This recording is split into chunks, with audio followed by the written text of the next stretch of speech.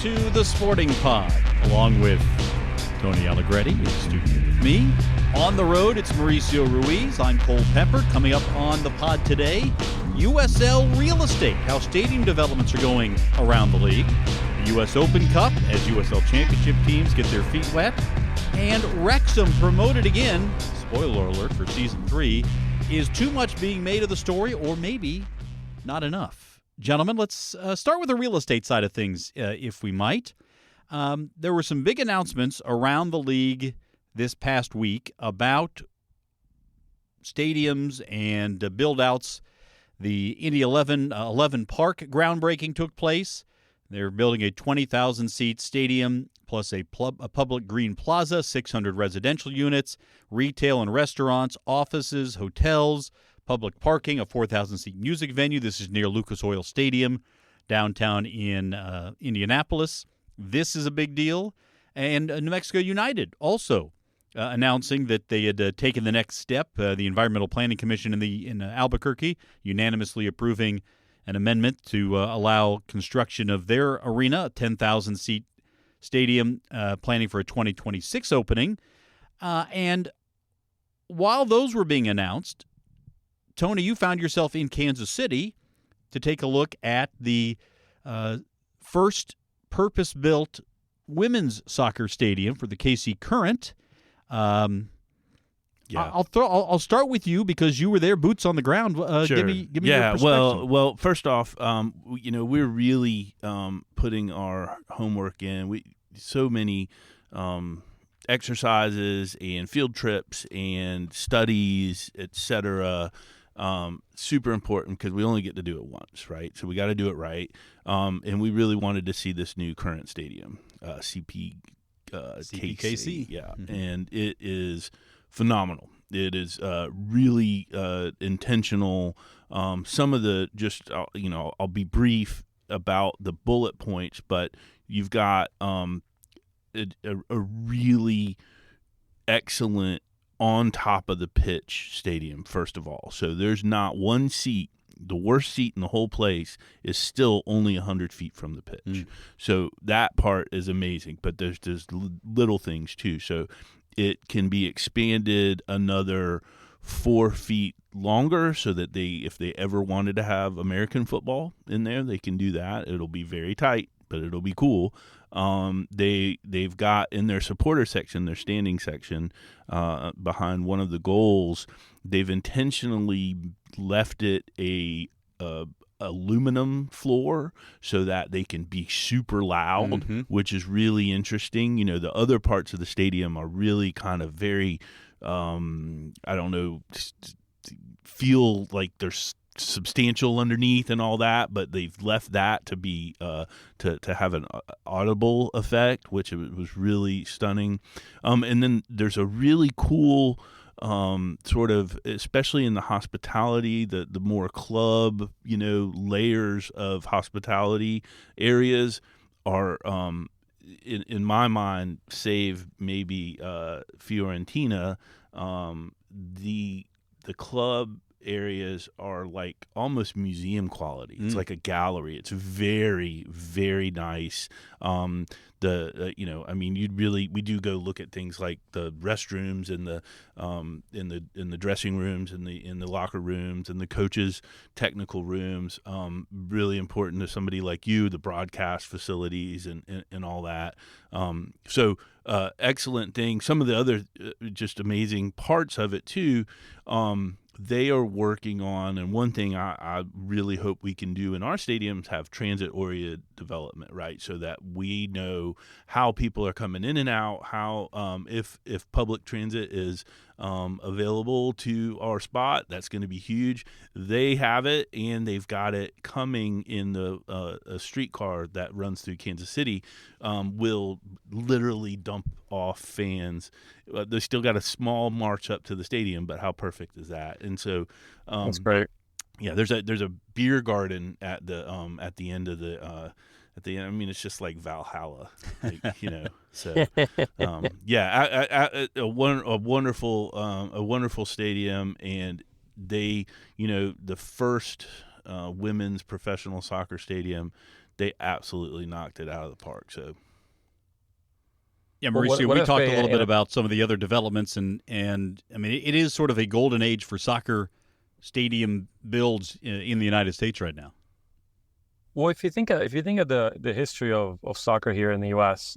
and where the old NSL with the Cosmos and the Strikers and everyone else, I mean, they were playing in big football stadiums, right? They didn't own their facilities, and then that league shut down. MLS came back in, and a little bit of the same. I mean, there's some inaugural stadiums like the Columbus Crew, but everyone else, even some of the main teams, DC United, they're all still playing at football stadiums, and Dallas Burns, which is now FC Dallas, and the evolution from that they start building their own soccer specific stadium, not just from an experience standpoint, but also from an economic standpoint. You can't keep renting and converting facilities to fit the needs of your main product. So, long term, the MLS as a tier 1 league started changing over. Now, almost every single team, if not all of them, have their own facility, or they share with the same ownership, like Atlanta United and Seattle Sounders and so forth. And a lot of the older teams, now they have their own facilities.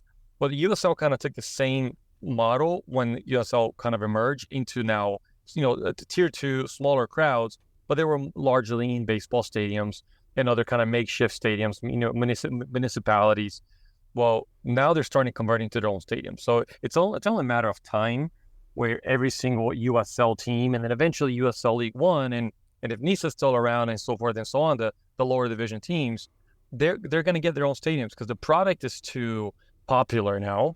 The amount of players, and we're going to get into US Open Cup later. I mean, just see the parity in the game in the US today, how tight the games are. Right, there's the opportunity for the little guy to beat the big guy, but the product has to be representative of their location, of the facility, and really the experience that you're providing the fan base. So to Tony's point, looking at everything, even looking at locker room for the players. I mean, there's stories of old stadiums here, but even in Europe, or visiting team locker rooms not really having even showers or a place to change. But that's the truth. A lot of home teams, they're just really not adequate to provide competitive advantage. And I think mindfulness in how you're building those out, it's something that all of these teams are really taking notice. Yeah, and so it's important to note that they are sold out for months, and they are standing room only and amazing, and they have during game match days they have no lines. I mean, they have it really efficient. All of the concessions getting in. It's a very well run, well oiled machine. A couple just other notes on it before we move on, because I do want to talk a little bit about the USL stadiums that you mentioned. The commitment sort of to equity and equality there is really profound. Obviously, first women's specific stadium. They have a tribute to Grant Wall, which is awesome. One of your high school classmates, and also found out the owner of the club. So that's really cool. And then they've got one hospitality / it's actually where the walkout is. They've got the actual language from Title IX, which is a really cool sort of statement about just having equity for all people in all our institutions. And but it's not attributed. It doesn't say Title IX. And the architect was telling me that the reason was that they wanted kids to ask that question, like, what is this? Where does this from? What is And so I just thought that was a really awesome touch, really, really cool. The entire thing is like that. Really, really good. So back to the two that you mentioned, Indy is going to be a showpiece, absolutely. And you put that one with the real mixed use of Rhode Island, that they're working on right now. Obviously, a huge breakthrough deal in New Mexico. But what we're also hearing about now are expansion teams, and so there's going to be a real stadium boom of all sizes. Like Mal mentioned, Lexington, I think in USL One just has gone vertical with their project here recently. So there's a lot happening in terms of stadiums and thinking of it as more than just a thing around a field.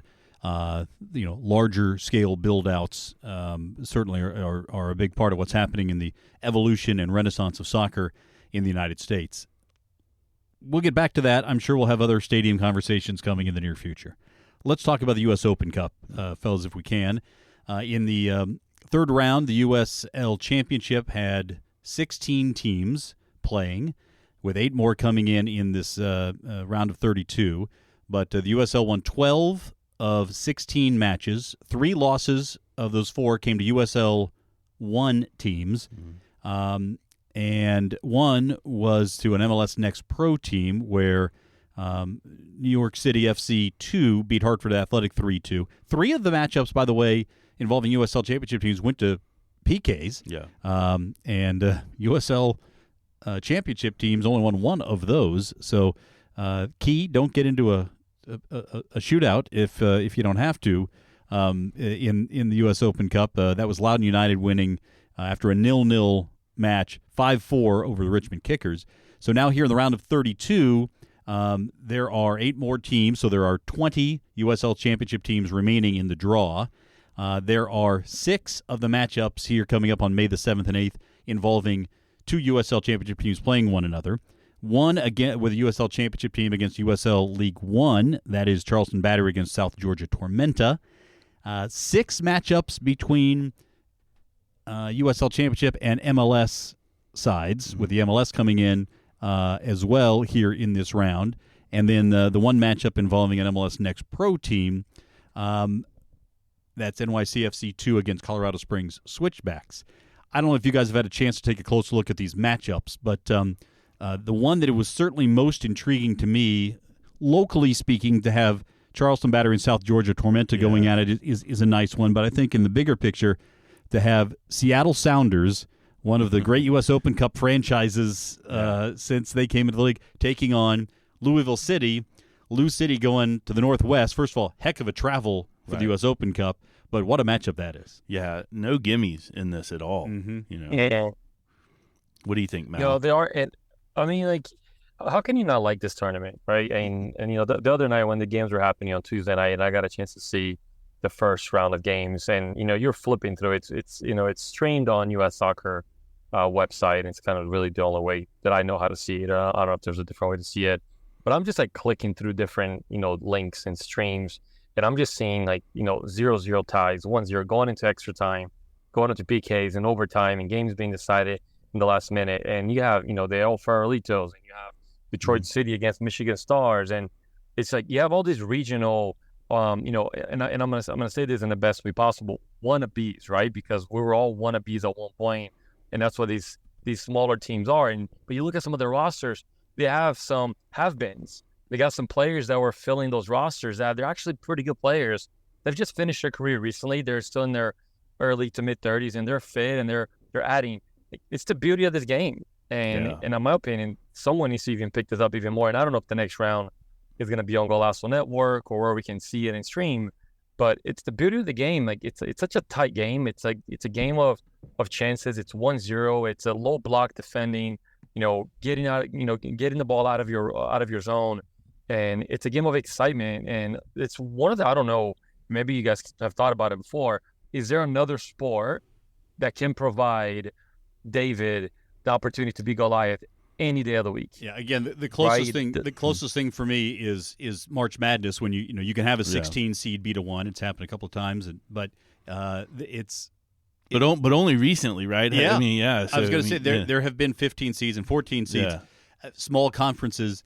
But it's to really have a David against Goliath kind of matchup like that. I think it happens far more in the U.S. Open Cup than it does elsewhere. By the way, just look at the results. Yeah, right. I mean, you have all this tight results, and you have games going to the PKs, right? I mean, like all those matches that you mentioned were so good. They're so good. That NYC FC 2 v Hartford, that was spellbinding. I mean, there were some really strong matches in that. By the way, I'm just giving you an update here in terms of where you can watch those next rounds of games.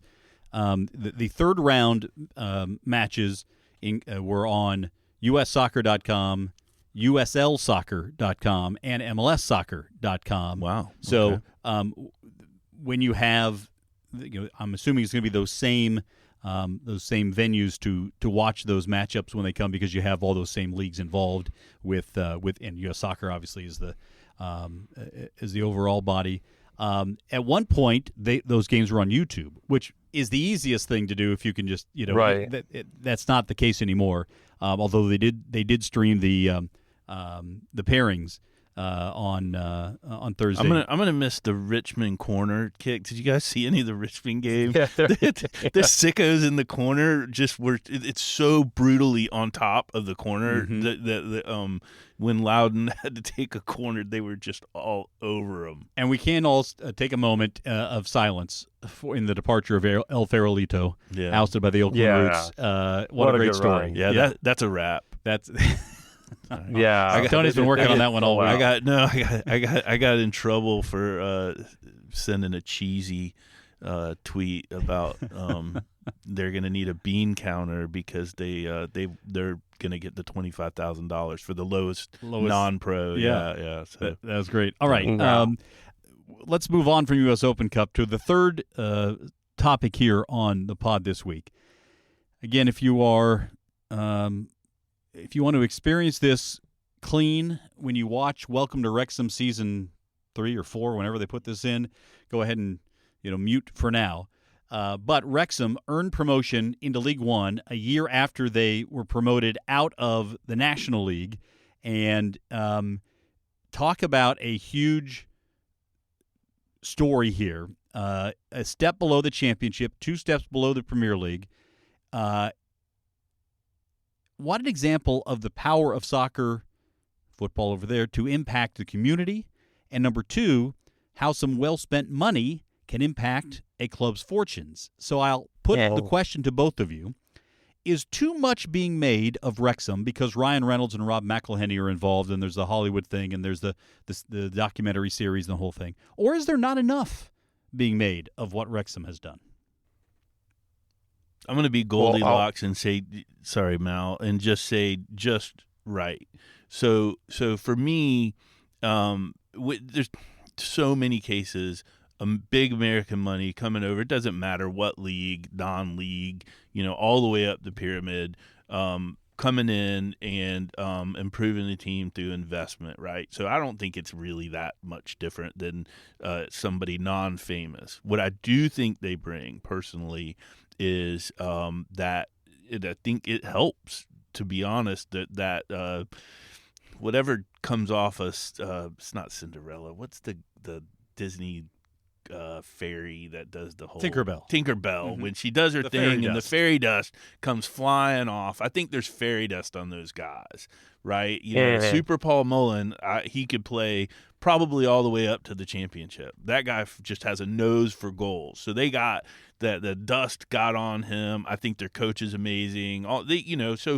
But it's no different than, Piatak coming in and buying Carlisle, putting a lot of resources into it.